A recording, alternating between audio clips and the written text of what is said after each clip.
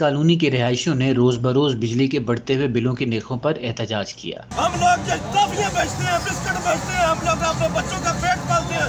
6,000 रुपये हम कहाँ से दें इनको? हमें बताएं तो सही हमारा कारोबार क्या है, हमें बताएं हम इस मुल्क में पैदा हुए, हमारा कसूर क्या है?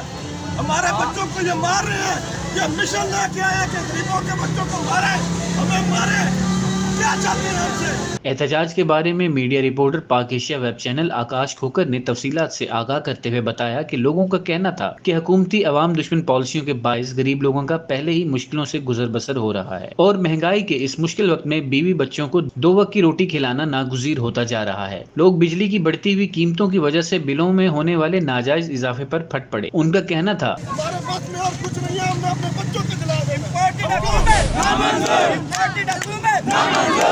कि हमने बिजली के बिल फाड़ दिए हैं, खुदारा हम पर महंगाई का मजीद बोझ मत डाला जाए। हमने फैसला कर लिया है कि हम अपने बच्चों की जान लेकर खुद भी खुदकुशी कर लेंगे।